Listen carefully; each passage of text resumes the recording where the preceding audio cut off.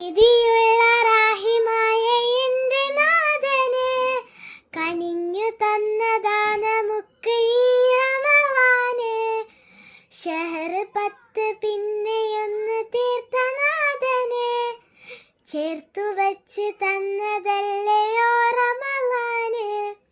ബാബുകൾ മലർക്കെ തുറന്നിട്ട് റയാന്, നാളെ 30 നിനക്ക് കരുണ തരാന്.